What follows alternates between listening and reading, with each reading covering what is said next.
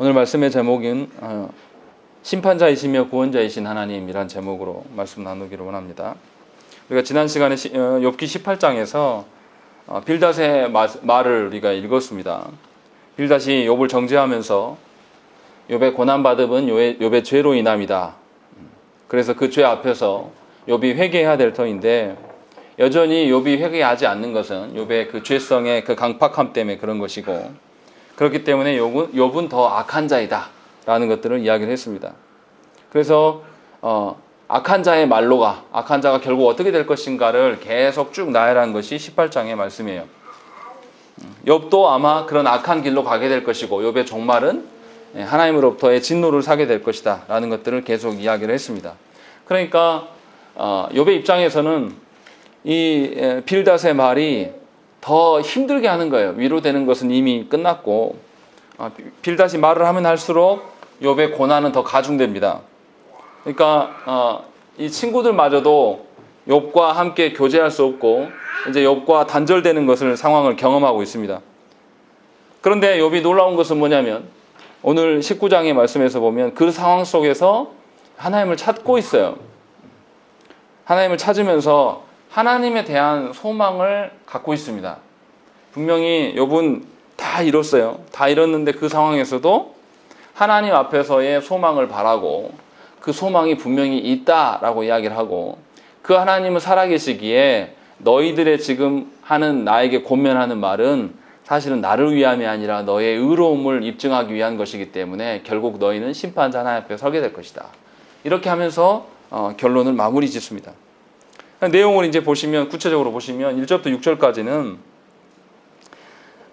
욥의 친구들에 대해서 이제 욥의 친구들이 자신을 어떻게 대하고 있는가, 그것을 이제 언급을 합니다. 욥의 친구들이 욥에게 어떤 해를 가하진 않는데 욥에게 말을 하면서 괴롭히고 있어요.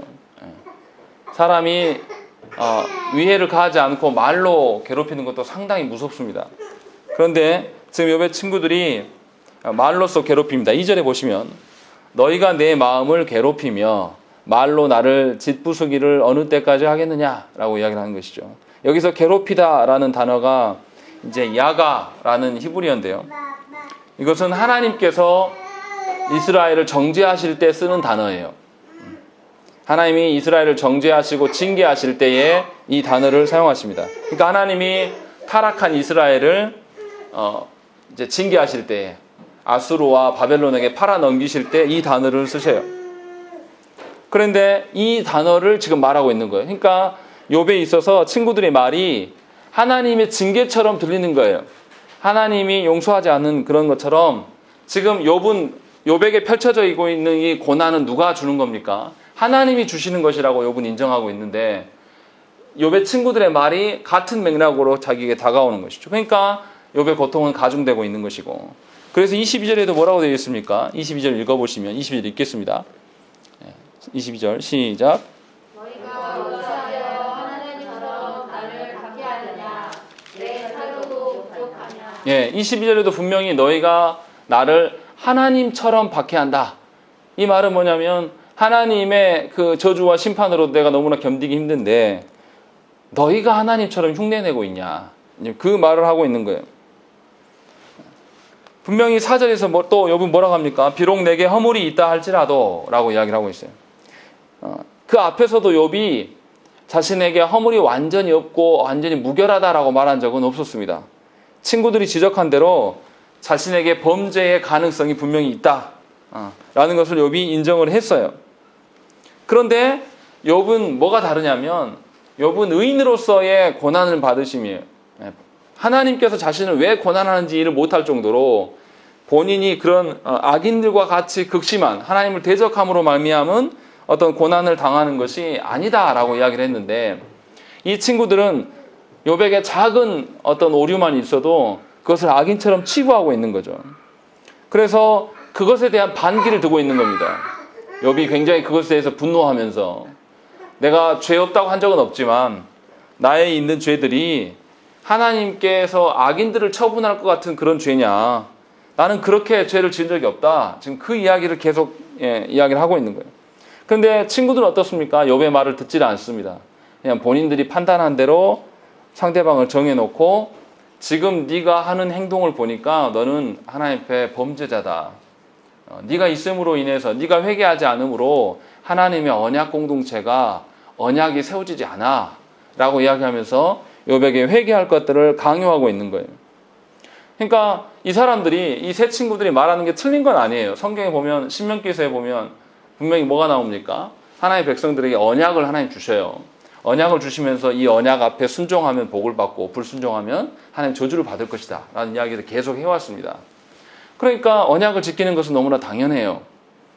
그러나 문제는 뭐냐면 이 친구들이 이제 너무 거기서 더 나가서 이 언약을 가지고 하나님의 선하심을 말하려고 하나님의 공의를 말하려고 하는 것이 아니라 자신들이 선하고 자신들의 의로움을 입증하려고 활용하고 있는 거예요.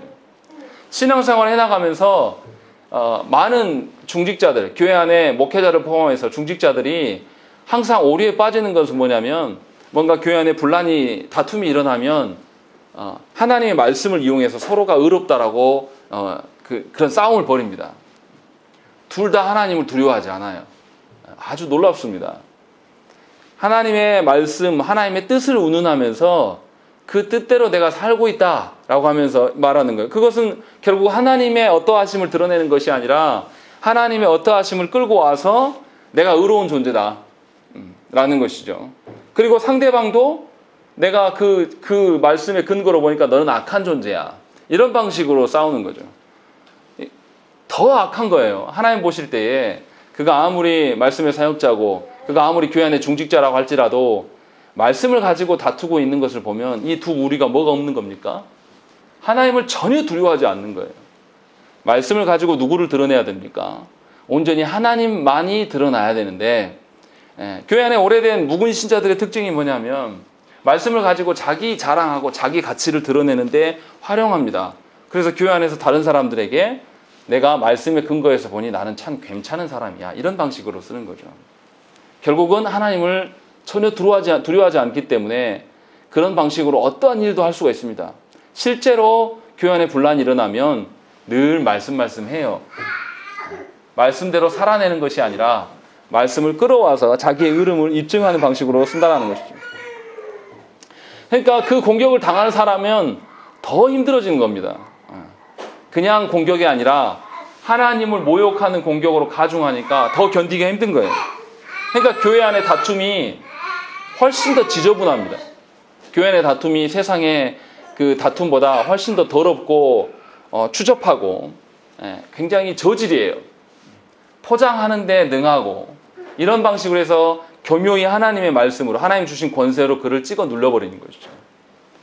그래서 저는 교회 안에 교회 안에 뭔가 분쟁이 일어나면 무슨 일을 하면 안 돼요.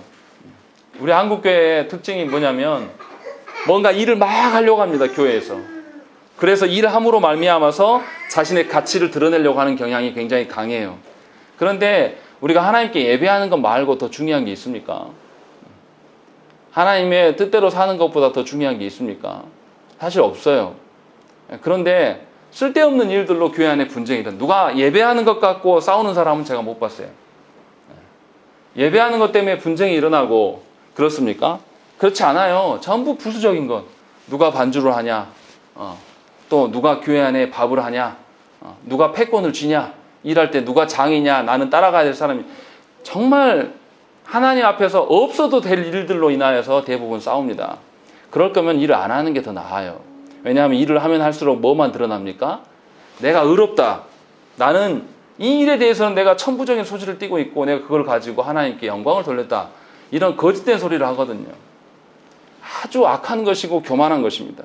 그런데 대부분의 신자들이 자신의 신자됨을 이런 방식으로 입증해내려고 합니다. 그래서 자신이 교회 안에서 이것도 해보고 저것도 해보고 이렇게 해요. 교회 안에서 받아주지 않으면 어떻습니까? 교회 밖으로 나가서 외부 사역을 담임 목사한테 묻지도 않고 나가서 막 하면서 자기 업적 쌓기 놀이를 하는 겁니다. 이것이 하나님과 무슨 상관이 있습니까?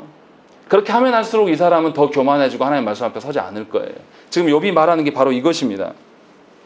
하나님이 모든 것의 주관자 되신데 그것을 인정하지 않고 있다. 그리고 너희들은 도리어 하나님처럼 행세하고 있는데 이것이 나에게 엄청난 위해가 되고 이것이 나에게 큰 괴로움이다라고 지금 이야기를 하고 있는 겁니다. 그러니까 교회 안에서 저와 여러분들이 기억하셔야 될 게 말씀으로 하나님 외의 것을 드러내려고 하는 그런 음탕한 마음들이 우리한테 있으면 이 일로 인하여서 수많은 영혼들을 죽일 수밖에 없다라는 거예요. 그러니까 교회 안에서 목사가 말씀으로 자기 변호를 하고 있으면 영혼들 다 죽일 수밖에 없어요. 또 교회 안에 중직자들이 말씀으로 자기의 어떠함을 드러내려고 하는 그런 모습을 드러내면 교회를 찢는 일을 하고 있는 겁니다. 또 가정 안에서의 부모가 자녀들에게 부모의 권세로 짓누려고 하는 이런 태도들, 자신의 가치를 그런 방식으로 드러내려고 하는 것은 결국은 하나님을 욕먹이는 것이고 자녀들에게 하나님을 꽁꽁 감추는 그런 일에 쓰일 수밖에 없다는 것입니다. 그러니까 욥의 말이 굉장히 무서운 이야기예요. 하나님의 이야기를 더 하면 할수록 이들은 점점 더 영혼을 죽이는 방식으로 서게 될 수밖에 없다는 것이죠. 그것을 지금 지적하고 있습니다. 그래서 어떻게 합니까? 5절에 보시면 너희가 참으로 나를 향하여 자만하며 내게 수치스러운 행위가 있다고 증언하려면 하려니와 나는 하나님이 나를 억울하게 하시고 자기 그물로 나를 에워싸신 줄을 너희가 알아야 된다. 내 죄로 인함이 아니라 하나님께서 나의 심판자가 되셔서 지금 나에게 고난을 가중시키고 있다. 지금 그 이야기를 하고 있는 거예요. 계속 앞에서 했던 이야기를 다시 반복하는 겁니다. 왜냐하면 그 세 친구들이 돌이킬 생각이 없거든요. 실제로 어떻습니까? 교회 안에서 분쟁이 일어나면요. 양쪽 다 이성을 잃어버립니다. 분쟁이 일어나는 양 당사자들이 전부 하나님 앞에서 운다고 이야기를 하는데 사실은 그렇지 않아요. 자기 알아주지 않아서 울고 있는 거거든요. 근데 그 사람한테 가서 회개하라고 하면 절대 회개하지 않습니다. 지금 이 일이 중요하지 않습니다. 어느 누구 하나 하나님 두려워하지 않으니까 하나님 좀 두려워하세요. 이렇게 이야기를 해도 아무도 안 들어요. 결코 이 말에 대해서 기울이면서 회개하지 않는 것이죠. 하나님의 말씀도 농락하는 사람이 누구 말을 듣겠습니까? 하나님도 안 무서운데. 지금 욥이 지금 이것을 지적하면서 그 다음 7절부터 12절에 이제 그 사람들이 아무리 권면해도 안 들으니까 욥이 이제 말할 대상은 누구밖에 없습니까? 하나님밖에 없는 거예요. 그래서 7절부터 12절까지 말씀 뭐냐면 이제 친구들에게 할 말은 더 이상 없는 거죠. 그래서 하나님의 어떠하심을 이야기를 해요. 7절부터 보면 내가 폭행을 당한다고 부르짖으나 응답이 없고 도움을 간구하였으나 정의가 없구나 라는 것이에요. 무슨 말씀입니까? 분명히 하나님은 공의로우신 분이신데 본인이 그렇게 하기로 그러는데 자기의 현실을 보니까 공의가 없어요. 분명히 자기가 뭔가 법법자들에게 폭행당하고 있고 그래서 도와달라고 소리를 치는데 자기를 둘러싸고 있는 욥과 친구들이 지금 대화하고 있는 이 상황 속에서 얼마나 많은 사람들이 구경하고 있겠습니까? 그 상황 속에서 어느 누구 하나도 하나님의 공의를 실현하는 자가 없는 거예요. 그러면서 너무 이거 이상하다. 하나님이 살아계시다면 공의가 있어야 되는 거 아니냐? 근데 그것만 이상한 게 아니에요. 8절부터 쭉 읽어가시면 뭐합니까? 나를 공격하는 그분이 누구냐면 하나님이시라고 이야기를 하는 거예요. 그가 내 길을 막아 지나가지 못하게 하시고 내 앞길에 어둠을 두셨으며 나의 영광을 거두어 가시며 나의 관모를 머리에서 벗기시고 사면으로 나를 헐으시니 나는 죽었구나. 내 희망을 나무 뽑듯 뽑으시고 나를 향하여 진노하시고 원수같이 보시는구나 라고 이야기합니다. 그러니까 욥 자신을 어떤 성으로 설명하면서 성이 적군들에게 다 포위됐어요. 그래서 이제 이 성을 점령해 나가는데 그냥 점령하는 게 아니에요. 욥이 지금 항복을 했는데도 와가지고 성을 완전히 다 무너뜨리고 성에 남아있는 모든 것들을 다 뽑아내버립니다. 그래서 성이 흔적도 없이 만들고 싶은 그런 것들을 그려내면서 12절에 하나님의 군대가 일제히 나와서 길을 도두고 나를 치며 내 장막을 둘러 지인을 쳤구나 라고 되어 있는 것이죠. 그러니까 자신이 이제 도망갈 데도 없고 자신이 당하는 고통은 이제 회복될 수가 없어요. 어떠한 소망도 없는 거예요. 왜냐하면 하나님께 치시기 때문에. 그러면서 욥이 말하는 게 지금 무엇이겠습니까? 하나님이 치니까 너무나 두렵다. 하나님 치시니까 감당할 수가 없다. 너희들 어쩌려고 그러냐? 너희들 어쩌려고 하나님 두려워하지 않냐?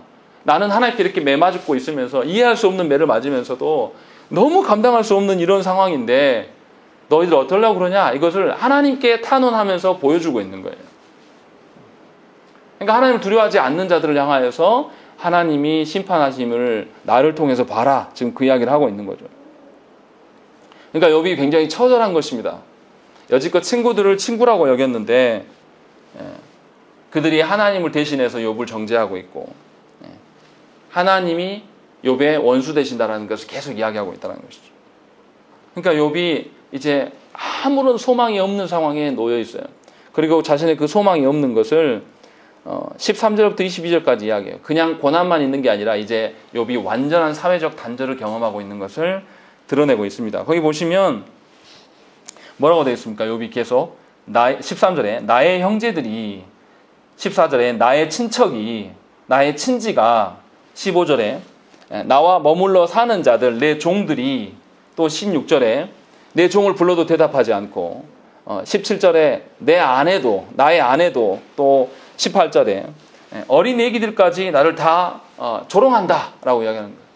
예전에는 부르면 그렇게 나에게 살갑게 여기고 나와 함께 그렇게 있어줄 것 같은 그런 존재들이었어요.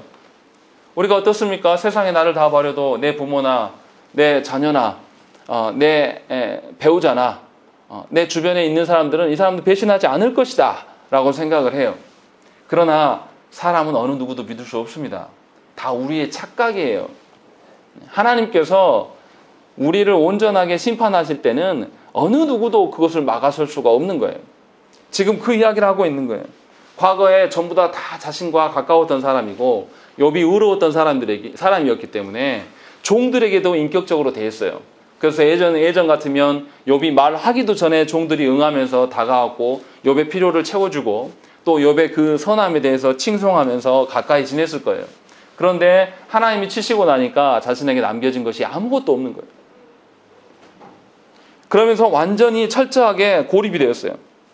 그냥 그렇게 끝나면 괜찮은데 그 사람들이 뭐냐면 이제 조롱하기 시작합니다. 그렇게 친했던 사람들이, 내 믿었던 혈족들이 나에게 조롱하면서 너 같은 것이 뭐 어쩐다고 하면서 원수처럼 행동하고 있는 거예요. 그러니까 욥이 의지할 때가 있습니까? 아무 데도 없는 거예요. 우리 아이들도 어떻습니까? 정말 힘들고 어려우면 아이들이 울면서 누구 찾습니까? 엄마를 찾죠. 근데 욥은 찾을 사람이 없어요. 자신을 둘러싼 모든 사람들이 자신을 떠나갔고 자신을 조롱하고 있는 거예요. 심지어 조그마한 어린 아이들도 나를 가지고 장난질하고 조롱하고 있는 거예요. 이런 상황을 경험하고 있는 것이죠. 그러니까 욥이 이제 모든 인간관계가 다 죽어버렸어요. 그러니까 보세요. 우리가 일이 안 돼서 어떤 고난을 받는 것, 이거 고통도 크지만 어느 누구도 말할 수 없는 어떤 그 고통이 굉장히 또 커요. 이 고립됨. 이건 설명할 수가 없거든요. 그래서 어떻게 합니까? 너무나 큰 고통을 당하는 사람이 누군가 말할 사람 한 명만 있어도 자살하지 않는다 그러잖아요. 한 명만 내 말 들어주기만 해도. 근데 욥은 이런 사람까지도 없는 거예요. 아무도 그에게 남아있는 사람이 없습니다.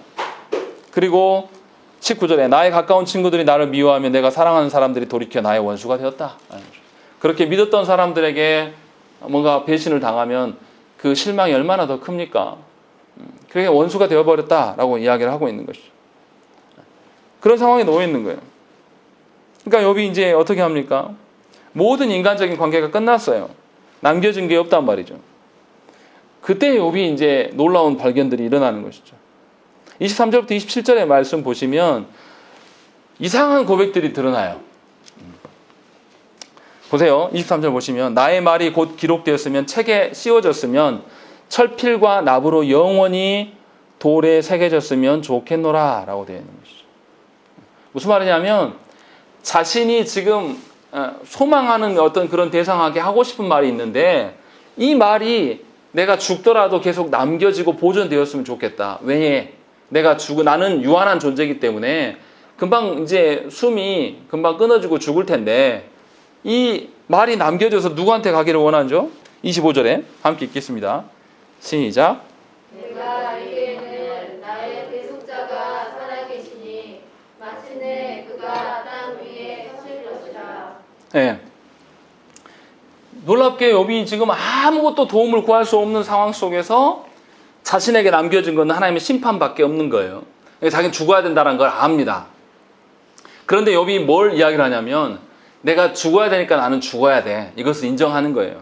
하나님이 나를 죽이시면 난 죽어야 된다.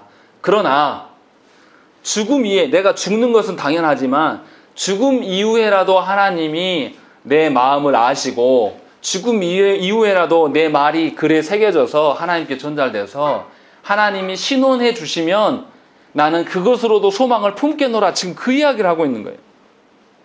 그래서 26절에 내 가죽이 벗김을 당한 뒤에도 내가 육체 밖에서 누구를 보리라? 하나님을 보겠노라. 지금 이야기를 하고 있는 거예요. 그러니까 욥이 지금 하나님이 이유 없이 자신을 심판하심에 대해서 부정합니까? 인정을 합니까? 이해할 수는 없지만 하나님의 심판하심에 대해서 인정을 하고 있어요. 하나님이 나를 심판하시겠다고 하시는데 내가 누구한테 도움을 구할 수 있겠냐? 나를 둘러싸고 있는 사람들이 나에게 무슨 유익이 있냐? 그렇게 사람들을 쫓아다녀봤자 하나님 앞에 하나님의 심판에서 나를 구원해 줄 자가 아무도 없다. 그러니까 남겨진 건 뭐밖에 없습니까? 죽음밖에 없는 거예요. 그러니까 욥이 뭐냐면 이 하나님의 심판 가운데 머물겠다라는 거예요. 그래서 죽겠다는 거죠. 죽고 싶다는 뜻이 아니라 하나님이 죽이시니까 순응하겠다라는 거예요. 그러나 그냥 순응함이 아니라 죽음 이후에라도 하나님이 나를 알아주셨으면 좋겠다는 소망을 거기에 두는 겁니다. 이게 어떻게 가능합니까? 우리가 왜 고난당하면서도 하나님께 순응하지 않죠? 여전히 하나님 아닌 다른 것에서 소망을 두고 있기 때문에 그래요. 여전히 고난 속에서도 우리가 우리의 살아온 방식을 꺾지 않는 이유가 뭡니까? 하나님이 나를 치시고 계심에 대해서 인정하지 않고 여전히 하나님이 치시는 그 범위 안에서 아무런 소망이 없구나 라는 것을 빨리 인정하면 좋은데 인정하지 않아요. 그러면서 계속 주변에 다른 위로자들을 찾아 헤맵니다. 어떻게 나에게 이런 일이 있어? 어떻게 나에게 이렇게 부당한 일들이 있을 수 있어? 어떻게 저 사람이 나한테 이렇게 할 수 있어? A라는 사람을 붙잡고 들어봐. 내 말이 틀렸는지. 그래서 억울해하다고 계속 말하고 다닌 거예요. 이것은 아직도 살만한 거예요. 아직도 하나님 아닌 이 땅에서의 소망을 두고 있고 사람들에게 위로를 받으려고 애쓰고 돌아다니는 거예요. 근데 욥이 지금 이야기하는 것은 아무런 부질이 없다라는 거예요. 아무리 내 부모였고 내 자식이었고 내 아내였고 그렇게 혈연 관계고 뭐고 다 필요 없더라. 하나님 앞에서 하나님 심판하시니까 이 땅에서는 아무런 소망이 없는 거예요. 그러니까 이제 남겨진 소망은 뭡니까? 이 땅에서의 삶 말고 죽음 이후의 삶에서 하나님께 소망을 둘 수밖에 없는 겁니다. 이게 사실은 너무나 합당한 태도가 아닙니까? 그런데 우리는 이것을 이상하게 여겨요. 우리는 이것을 인정하지 않고 싶어 합니다. 왜 그렇습니까? 하나님이 우리 살아계 있을 때와 죽어 있을 때 모든 것의 주관자이심을 인정하지 않거든요. 여전히 살아있는 것도 내 힘으로 살아있다고 생각을 하는 것이고 여전히 저와 여러분들의 위로는 하나님이 아니어도 된다라는 그런 마음들이 우리 안에 내리깔아져 있어요. 그러니까 하나님께 슬픔과 고난을 당하면 하나님께 가서 위로를 받고 구하는 것이 아니라 도리어 우리가 무엇을 기도합니까? 이 문제를 해결해 달라고 기도하는 거예요. 하나님만 있으면 위로가 됩니다. 이렇게 하는 게 아니라 하나님 아직 됐고요. 내가 당신한테 아직 집중할 여력은 아직 아닌 것 같고 여전히 내 문제를 해결해 주시고 그것을 해결돼야지만 내가 주님의 일을 하랍니다. 이렇게 기도하는 거예요. 그러니까 하나님의 그 영원하심을 인정하지 않는 것이고 하나님의 다스리심이 내가 생각하는 영역 안에서의 다스림만을 생각하는 거예요. 그러니까 하나님을 곡해하는 거고 인정할 수 없는 거죠. 그렇게 살아가는 사람들의 특징이 뭡니까? 하나님의 어떠하심을 끌어서라도 누구를 입증하고 싶은 거예요? 나를 입증해내고 싶은 거예요. 하나님의 그 성품을, 하나님의 말씀을 이용해서라도 나 참 괜찮은 사람이야. 나 참 다시 나는 일어설 거야. 내가 죽기 전에 봐라. 내가 다시 다 회복해서 내가 너희들 다 짓밟아 줄 테니까. 이렇게 하고 싶은 거예요. 왜 그렇습니까? 하나님 앞에 서는 것을 원치 않기 때문에 그렇다는 거예요. 그런데 욥은 지금 그렇게 이야기하지 않아요. 하나님 앞에 서겠다라고 이야기를 해요. 그러면서 하나님이 자신을 알아주는 것만이 자신의 참 소망이다라고 이야기를 하고 있는 겁니다. 그러니까 영원하신 하나님 앞에서 자신의 의로움을 내비치기를 원하시고 또 하나님께서 그것을 이해하실 거라고 생각한 거죠. 그러니까 욥이 놀라운 것은 뭡니까?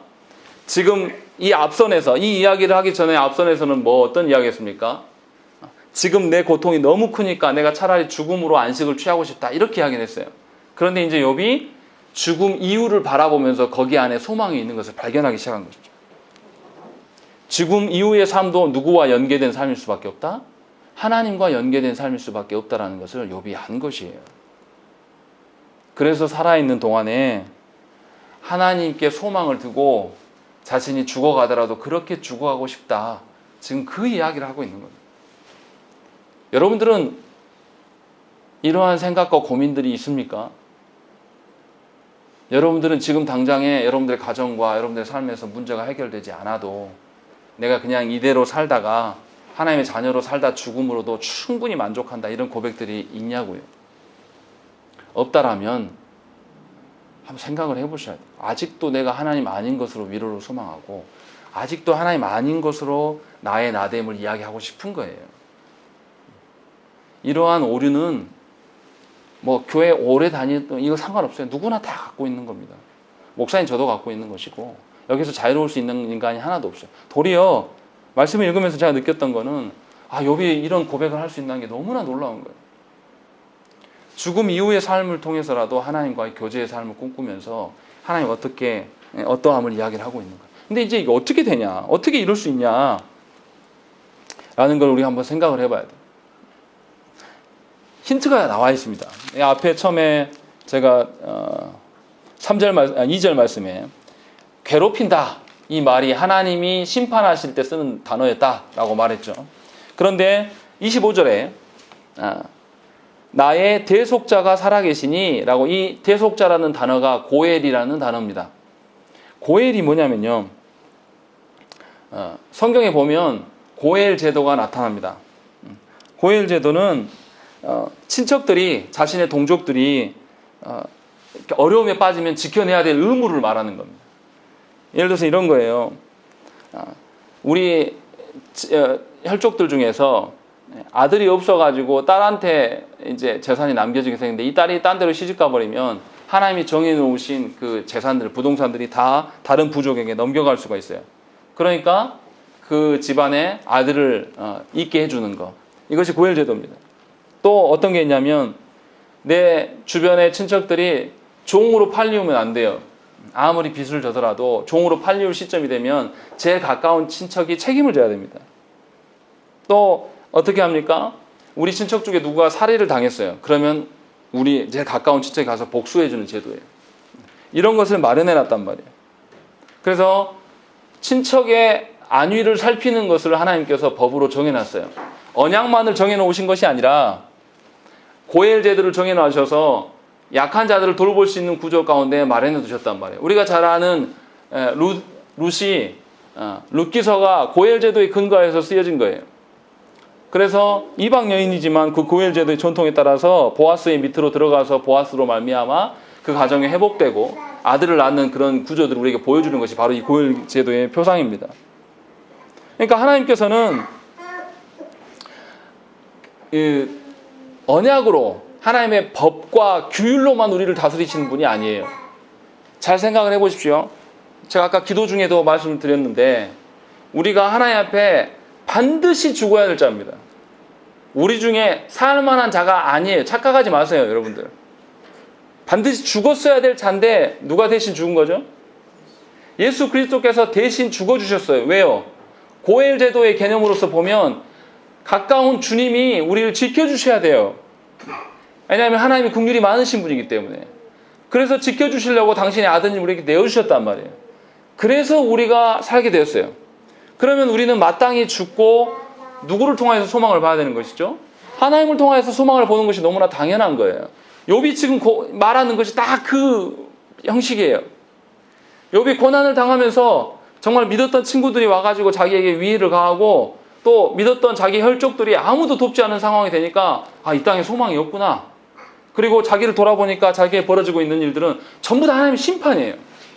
예수 그리스도가 죽으셔야 될 그 모든 심판들이 사실 누구한테 왔었냐면 저와 여러분들에게 이미 왔었고 우리는 거기서 벗어날 수 없는 인간이에요. 그런데 우리는 스스로 뭐라고 하냐면 우리는 벗어날 수 있다라고 말해요. 이게 우리의 죄성입니다. 그래서 사람들이 누가 와가지고 너 죄인이야, 너 때문에 내가 힘들어, 이렇게 이야기하면 우리 어떻게 합니까? 발끈하면서 뭐가 그래? 이렇게 하는 거죠. 죄인은 아니라는 거예요. 여전히 하나님 앞에서 나는 괜찮은 사람이에요. 그래서 회개하지 않는 것이죠. 그래서 나를 누가 짓누르면은 들어서려고 하는 거예요. 누구 힘으로? 내 힘으로 들어서려고 하는 것입니다. 그런데 우리 하나님은 언약을 주셔서 언약을 지키지 않으면 너희들 멸망시키겠다라는 것만, 이 법만 주신 것이 아니라 고엘 제도를 두셔가지고 이 법망 안에서 살아갈 수 없는 자들, 법에서 소외된 자들을 지키시는 방편을 하나님께서 동시에 주신단 말이에요. 그러니까 하나님을 바로 아는 사람들은 무엇을 경험하겠습니까? 그냥 법과 원칙으로만 우리를 이끄시는 하나님이 아님을 이가 깨달은 거예요. 그래서 뭡니까? 법과 원칙으로만 되어지는 한계를 욥이 발견한 거예요. 누구를 통해서요? 친구들의 대화를 통해서. 친구들에게 법은 뭐예요? 인과응보입니다. 지금 내가 힘들고 괴로운 것은 죄로 인합니다. 내가 잘 살면 내가 하나님께 복 받은 거다. 이런 방식으로만 논한단 말이에요. 우리가 아는 십계명, 지금 저와 여러분들 중에 십계명을 지킬 수 있는 분들이 있습니까? 우리 중에 십계명을 지켜서 하나님 앞에 의로움을 이야기할 수 있는 사람이 한 명이라도 있습니까? 없어요. 왜 주셨습니까? 십계명 앞에서 우리의 죄인됨을 확인하고 우리가 우리 스스로 이 문제를 해결할 수 없는 것을 확인케 하셔서 하나님께 의존토록 하시려고 이 십계명을 주신 거예요.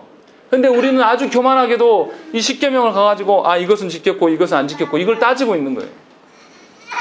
하나님이 의도하신 바하고 전혀 상관없는 겁니다. 분명히 살아가면서 신앙생활을 해나가면서 원칙과 법만으로 살아갈 수가 없어요. 그렇게 강요를 하면 어떻게 됩니까? 원칙과 법만을 계속 기준을 제시해 보세요. 그러면 어떻게 돼요? 왜 우리 아이들한테 계속 이렇게 엄격하게 대하면 젊은 엄마들이 어떻게 합니까? 창의성 떨어지니까 그렇게 하면 안 됩니다 하고 하면서 아이들한테 그냥 자유를 주려고 하는 거잖아요. 법과 원칙으로만 계속 제시하게 되면 굉장히 건조한 사람이 됩니다. 은혜가 없어요. 그 사람의 주위에 사람이 나만할 사람이 아무도 없어요. 그런데 그 법과 원칙을 우리가 남에게 제시할 수 있는 사람이냐 이 말이에요. 하나님의 법에서 이미 벗어난 우리들이 누구 앞에서 법을 이야기할 수 있겠냐 이 말이죠. 우리 사실 할 수 없는 사람들이에요. 그러니까 우리가 뭘 해야 됩니까? 하나님의 은혜를 구할 수밖에 없는 거예요. 하나님의 은혜를 구해서 하나님의 은혜로 섰을 때에 우리가 어떠함을 발견할 수가 있는 거죠. 그러니까 하나님께서 그리스도를 내어주심으로 말미암아서 드디어 우리가 사람됨을 이야기할 수 있고 하나님의 앞에서 자녀됨, 하나님의 어떠하심을 이야기할 수가 있게 되었단 말이죠. 그러니까 저와 여러분들 어떻게 살아야 됩니까? 우리가 알고 있는 알량한 그 삶의 원칙들, 여러분들이 정해놓은 그런 규율들, 이것으로 인생을 살려고 하는 것은 굉장히 미련한 겁니다. 이 오류들은 다 갖고 있어요. 아무리 말씀 알아도 자기만의 기준들이 다 있어요. 아무리 말씀 모르는 분들도 다 자기 기준이 있습니다. 그래서 말씀의 기준들을 제시해 드리면서 이 기준이 있으니까 여러분들의 기준 버리십시오. 여러분들의 기준 스스로 안 버리니까 하나님이 고난 주셔서 이 기준이 쓸모없다는 것을 확인해 주시지 않습니까? 버리세요, 버리세요, 버리세요 계속 이야기해도 안 버려요. 계속 고집 피우면서 무슨 이야기 하냐면 더 힘들어지는 구렁텅이에 들어가는 거죠. 하나님보다 일단 내 문제가 중요한 것이고 하나님은 안 보이니까 하나님의 위로보다 당장 보이는 사람의 위로가 훨씬 좋은 거예요. 그런 방식으로 서게 된다는 것이죠. 우리가 그러지 않습니까? 많은 신자들이 어떻게 해요? 교회 안에서 뭘 기대하고 옵니까? 목사는 이래야 되고 장로들은 이래야 되고 또 성도는 좋은 교회는 이래야 돼. 우리 나름대로 상상을 하면서 다 기대하면서 오지 않습니까? 그런데 우리 현실이 어떻게 해요? 우리 현실을 보면 한국교회의 목사님들이 정말 다 신실하고 다 그럽니까? 또 한국교회의 중직자들이 다 하나님만을 생각하고 자기 희생하고 그럽니까? 그렇게 안 해요. 그 속에서 우리가 뭐 합니까? 어떻게 목사가 저럴 수 있냐? 어떻게 교회가 이럴 수 있냐 하면서 분노해요. 다시 말하면 종교하고 도덕이 있는데 어떤 게 더 가치가 높아요? 종교가 훨씬 높아야 된다고 생각을 하는 거예요. 도덕의 기준으로 갖고 들어와서 종교를 이야기하면서 어떻게 경교에 발붙이고 있는 사람들이 도덕의 기준도 못 맞추냐 하면서 이렇게 비난한단 말이에요. 무슨 말이냐면 하나님 앞에 가서 옳고 그름을 이야기를 하는 거예요.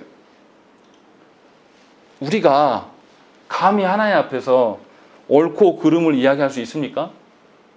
우리가 하나님 앞에서 옳고 그름을 이야기해서 영혼이 바뀝니까? 그렇지 않아요. 하나님 앞에서 영혼이 바뀌는 것은 뭐예요? 하나님의 선하심으로 용서해 줄 때 그 영혼이 바뀌는 것이고 은혜가 있는 거예요. 근데 우리는 어떻게 된 것인지 내가 이해할 수 없는 상황이 되면 용서하고 하나님의 그 선하심 가운데 기대는 것에 익숙한 것이 아니라 자기도 오류투성인데도 불구하고 자신의 기준으로 옳은 것이 뭐냐, 내가 뭘 잘못했냐, 이런 방식으로 나오는 거예요. 용서를 받아본 적도 없고 용서를 해본 적도 없는 것을 스스로 입증해 내는 거예요.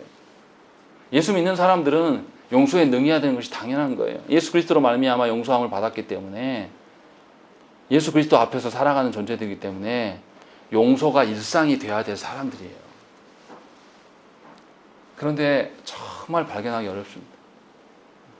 한국 교회에서 용서가 어디 있습니까? 언론에서 동성애자들이 나오면 사탄이라고 하질 않나. 조금만 교회를 비난하면 교회 예배를 못 드리게 세상에 그 정치 권력 잡은 데는 저런다고 이렇게 말하지 않습니까? 우리 중에 용서가 어디 있어요? 왜 그렇습니까?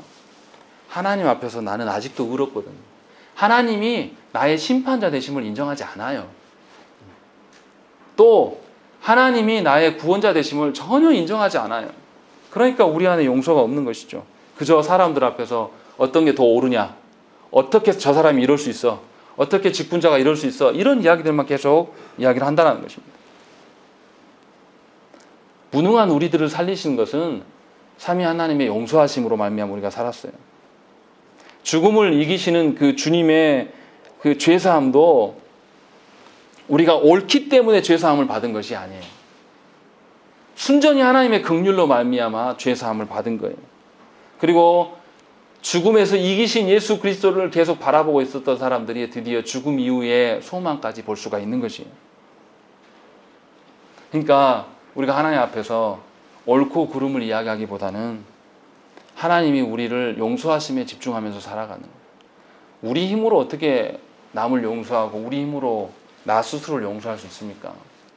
우리 그러지 않습니까? 과거에 지은 나의 실수나 과거의 잘못에 매여가지고 잠 못 드는 밤이 많이 있지 않습니까? 그때 내가 그것만 안 했으면, 내가 그때 그렇게 안 살았으면 지금 안 그럴 텐데 하면서 후회하면서 밤을 지새는 날들이 있지 않습니까? 왜 그래요? 우리들의 힘으로 누구를 용서하고 우리들의 힘으로 나를 용서하려고 하기 때문에 그래요. 지금 친구들이, 욥의 세 친구들이 말을 하면 할수록 더 어떻게 해요? 욥을 더 죽이는 꼴이 돼가는 거예요. 왜 그렇습니까? 하나님의 긍휼을 몰라요, 이 사람들. 하나님의 은혜를 전혀 모른다는 거죠. 그러나 욥은 놀랍게도 죽음의 현장에서, 모든 것으로부터 단절되는 현장 속에서 자신이 할 수 있는 게 아무것도 없다는 걸 깨달은 거예요. 심판자 대신 그분 앞에서는 나는 죽어야 되는구나. 나의 알량한 기준들, 나의 어리석은 사람들을 향한 위로의 마음들, 이런 것들이 다 죽어져야 되는구나. 그리고 그것이 다 하나님 앞에 십자가에 못 박혔을 때 드디어 뭘 본 겁니까? 죽음 이후에도 여전히 나를 바라보고 서 계시는 하나님을 발견한 거예요. 그러니까 욥이 뭡니까? 남은 기간 동안에 죽음 이후에도 여전히 존재하시며 죽음 이후에 신원하실 하나님을 바라보면서 소망하고 있는 거예요. 그러니까 욥이 지금 생명이 붙어 있는 곳에서 무슨 신앙으로 살아가는 거예요? 부활의 믿음으로 지금 살아가고 있는 거예요. 고난의 현장이지만 이미 그리스도께서 고난을 뛰어넘으시고 죽음을 이기신 그분이 자신 앞에 서 있기 때문에 자신이 그 부활의 그 은혜로 말미암아 지금 살아가는 거예요. 그러니까 더 이상 지금 이 상황에서 벗어나려고 애쓰는 것이 아닙니다. 이 상황에서 벗어나려고 애를 쓰면서 나아가는 것이 아니라 하나님 앞에 겸손의 태도로 갈 수밖에 없는 거예요.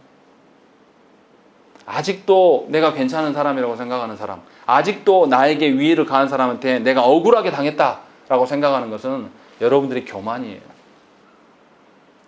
하나님이 은혜 주시지 않았으면 그 사람한테 당할 기회도 없어요. 우리는 이미 하나님 심판 가운데 있어야 되니까. 근데 하나님 은혜를 주셨기 때문에 누군가한테 억울한 일을 당한 기회도 마련한 것이죠. 이것을 모른다는 거예요. 그래서 욥이 지금 어떻게 하는 거죠? 내 눈으로, 27절에 내가 그를 보리니 내 눈으로 그를 보기를 낯선 사람처럼 하지 않을 것이다. 내 마음이 그를 보고자 하여 초조하다 라고 이야기를 하고 있는 것이죠. 그러면서 원수 같은 친구들에게 다시 이야기하죠. 28절에 뭐라고 합니까? 너희가 만일 이르기를 우리가 그를 어떻게 칠까 하며 또 이르기를 일의 뿌리가 그에게 있다 할진대 너희는 칼을 두려워할지니라. 분노는 칼의 형벌을 부르나니 너희가 심판장이 있는 줄을 알게 되리라 라고 이야기하는 것이죠. 심판주 하나님 앞에서 너희가 감히 누구를 정죄하냐? 심판주 하나님 앞에서 우리가 누구를 탓할 수 있느냐? 그리고 그 심판주 그분이 바로 구원주이심을 너희가 봐야 된다. 구원주이신 그 앞에 섰을 때 우리가 누구를 정죄하고 누구를 탓할 수 있겠느냐? 구원의 그 은혜를 누렸기 때문에 그 은혜를 나누는 일에 우리가 서야지 않겠느냐? 지금 그 이야기를 욥이 이야기를 하고 있는 것입니다. 그러니까 우리가 예수 믿으면서 해야 될 게 무엇입니까? 삼위 하나님으로부터 용서받는 일을 열심히 해야 돼요. 삼위 하나님 앞에서 우리가 얼마나 죄인인가를 검증받아야 돼요. 그것을 인정하고 싶지 않은 겁니다. 그래서 죄에 대한 설교도 듣고 싶지 않은 것이고 나를 정죄하는 설교가 드러나면 듣고 싶지 않은 거예요. 외면하고 싶은 거죠. 나를 알아주고 내 방식들에 대해서 잘해준다라고 이야기해줬을 때만 반응하는 그런 어리석은 인간으로 살아간다는 거예요. 그러나 하나님의 은혜를 누린다는 것은 하나님 앞에 죄인이어야 되고 하나님은 우리의 심판자이심을 인정해야 되는 것입니다. 그 일에 우리가 매진하며 주 앞에 서야 되는 거예요. 그러니까 나의 죄를 발견하게 해주시고 나의 죄가 막 깨달아지고 알아지고 막 드러나 있을 때 내가 하나님 앞에 너무나 죄인인 것을 깨닫는 것이 이게 큰 은혜예요. 그것이 먼저 필요한 거예요. 그리고 그로부터 말미암아 하나님의 용서하심을 받았으면 이제 누구를 용서할 수 있습니까? 다른 사람들을 용서할 수 있게 되는 거예요. 누구의 능력으로요? 그리스도의 능력으로 용서하는 것이에요. 용서할 만해서 용서하는 건 누가 못합니까? 우리 규현이도 해요. 우리 희연이도 해요. 근데 용서할 만한 하지 않은데 두 남매가 싸웠을 때 제가 항상 희연이 불러가지고 이야기하거든요. 규현이 좀 용서해줘라. 그러면 분노에 몸을 막 떨어요. 저것이 나한테 한 게 있는데 어떻게 용서하냐고. 근데 이게 어른들도 똑같아요. 정말 미안하지만 죄송하지만 여러분들은 좀 다릅니까? 하나도 안 바뀌었어요. 그 점은. 아이들이나 우리들이나 똑같다라는 겁니다. 왜요? 그리스도로 말미암은 용서하심이 그 깊이와 은혜를 잘 모르기 때문에 그런다는 거예요. 그러니까 하나님께 구해야 돼요. 하나님의 그 크신 사랑과 그 용서를 빌어야 돼요. 왜요? 우리는 용서할 능력이 없어요. 용서할 능력은 오로지 어디서부터 옵니까? 예수님부터 오는 거예요. 삼위 하나님으로부터 오는 거란 말이에요. 예수님이 죽고 부활하심으로 말미암아 우리에게 가능케 하셨단 말이에요. 그렇기 때문에 저와 여러분들은 예수를 믿으면 반드시 죽음을 경험하는 것입니다. 예수님으로 말미암아. 그것이 여러분들 고난이에요. 그래서 하나님 앞에서 우리의 죄악이 드러나고 하나님 아닌 것들에 집중하는 우리의 모습이 하나님께 얼마나 큰 죄악인가를 발견하고 그것을 놓고 기도하셔야 되는 것입니다. 그러니까 우리가 용서받고 용서하는 일에 열심을 내고 주 앞에 서게 되면 여러분들의 삶이 소망으로 하나둘씩 변해가는 거예요. 제가 누군가의 관계가 허물어진 분들에게 제일 어려운 분, 관계가 허물어진 분에게 가서 사랑하라고 계속 권면을 해요. 모든 성도들한테 그런 식으로 목양을 합니다. 그러면 다 하나같이 이야기합니다. 말도 안 되는 소리 하지 마시라고. 안 된다고. 계속 똑같은 것을 하나님께서 우리에게 물으시는 거예요. 용서할 수 없는 사람을 사랑하기를 소망하셔야 돼요. 그랬을 때에 하나님의 놀라운 은혜가 우리한테 있다는 것을 잊지 마시고 우리가 하나님의 그 큰 용서하심과 하나님의 은혜를 구하셔야 됩니다. 그리고 그것을 누리며 살기를 소망해야 돼요. 그리고 거기서 멈추는 것이 아니라 그 용서하심이 내가 나로 말미암아 세상 사람들에게 흘러가기를 소망하는 그런 기도를 하나님께 드려야 될 줄 믿습니다. 함께 기도하겠습니다.